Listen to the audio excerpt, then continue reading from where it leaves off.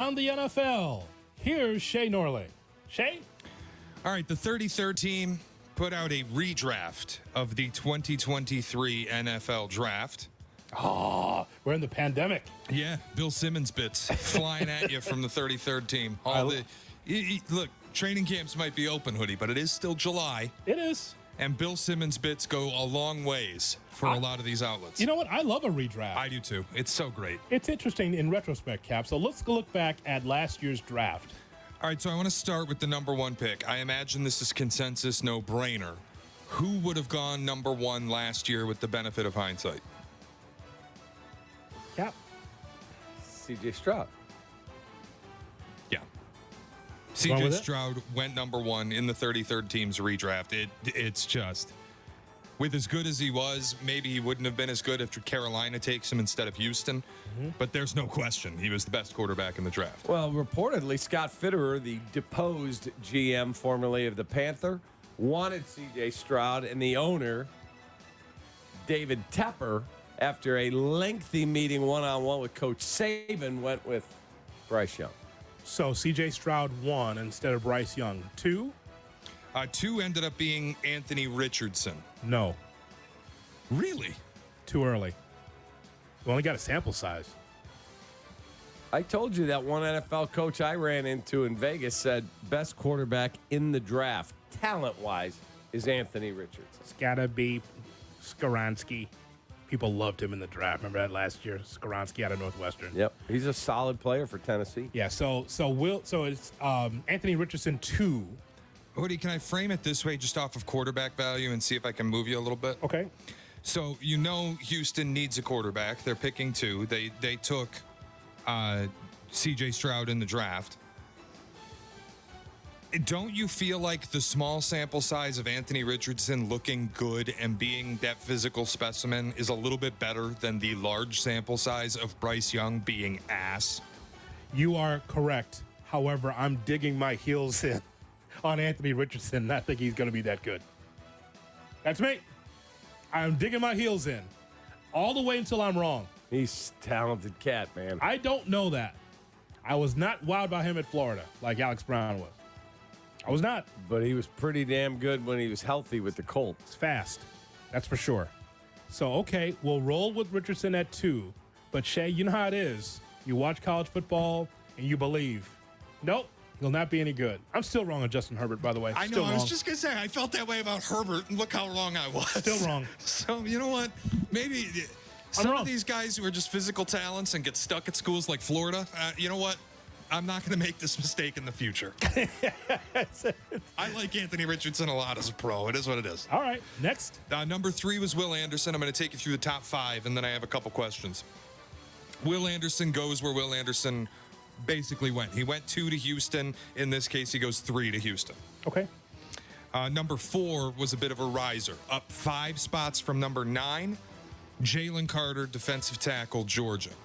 He went all the way to 4. Slipped because of character concerns, but, I mean, he was a dominant force. Okay. Now imagine him on the Bear. Because we talked about this like a whole offseason. Right. Jalen Carter issues. Would you draft him? Would you not draft him? And he was good. As advertised. I watched him. Pretty good. Very kid. talented cat. All right, so we've gone C.J. Stroud 1 by a mile. Anthony Richardson 2. Yep. Who's 3? Will Anderson. Will Anderson 3. He had a very good year. And now Jalen Carter. Okay. Properly placed at 3, and that's where he was drafted, Houston 3. Correct. And so Jalen Carter, I mean, Shay, we talked about it. We knew that he was going to be a difference maker. You just want to make sure his off the field was going to be sound. What we said, with perspective, we said he's going to the right situation, going to Philadelphia because of all the veterans around them. He would be surrounded with veterans.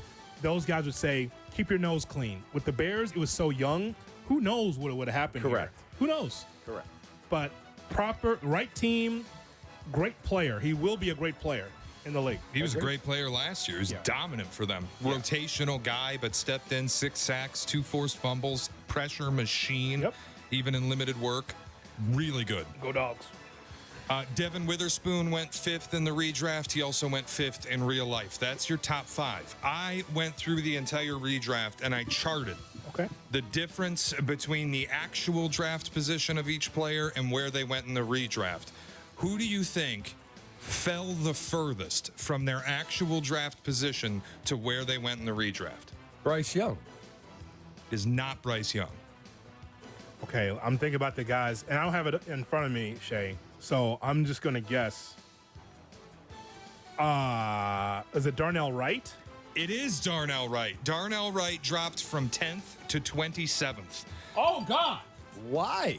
They had the Bears at 10, selecting right tackle Anton Harrison out of Oklahoma, who did have a marginally better year. He allowed 2 fewer sacks, committed 4 fewer penalties than Darnell Wright. I think it's hard to argue that Anton Harrison wasn't the best tackle in this draft.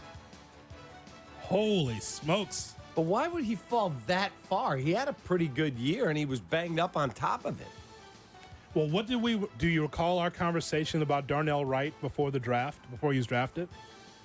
Strong, raw talent, an anchor on Tennessee. It's all about health and, how good he could be on the next level. But 27, think about that. Sweet Lou Riddick had him as the best offensive lineman in the draft. Yeah. And said he's a surefire all-pro. The reasoning that the 33rd team is giving is basically down to versatility and value for the future, which is Anton Harrison's a really good tackle, and he performed really well last season. He can also play the left side. So when the clock's up on your left tackle, or if you have somebody like Braxton Jones that you don't trust a ton, and you had Anton Harrison, you could move him over. Whereas Darnell Wright is exclusively a right tackle, and there is less value in that unless you have a lefty quarterback. So we are understanding this. Skoronski's higher than him on this list, right? Peter Skoronski, the offensive tackle for Northwestern? Yeah, Skoronski was higher. Skoronski did not move at all. He went number 11, and he was number 11 in the redraft. And Tennessee has kicked him inside to guard. So, wow, I want you to think about this now, Cap. Christian Gonzalez from the Patriots, a corner. Emmanuel Forbes, a corner for the Washington Commanders. Will McDonald, Broderick Jones, Jackson Smith and Jigba, all higher than Darnell Wright. That's surprising to me. As for risers, who do you think rose the most in the draft? From their actual position to where they were taken in the redraft. And it's only first round, right? Nope. Oh, it's Puka Nacua. It is Puka Nacua. Went from 177 to 7. A 170 spot rise. Yeah. The question is 7 high enough? Would Puka have actually gone earlier than that if people knew what he was? So you know how this draft works. It's a run on quarterbacks and then a run on something else. Would a wide receiver be taken that high in that particular draft? We just went through it this year with Adunze, and he had a hell of a year. I mean, a stud. So do you think that he'd be drafted before Bijan Robinson, for instance, who was drafted 8th overall? Yes. Okay. What do you think, Shay? Like higher than Jahmyr Gibbs, higher than Bijan Robinson? Yeah, definitely. And I was surprised because Bijan Robinson and Jahmyr Gibbs on this list both qualify as fallers. Jahmyr Gibbs dropped 11 spots from 12 to 23. Bijan Robinson fell 4 spots from 8 to 12. They had the Lions selecting Bijan, and Jahmyr Gibbs went somewhere with the 23rd pick.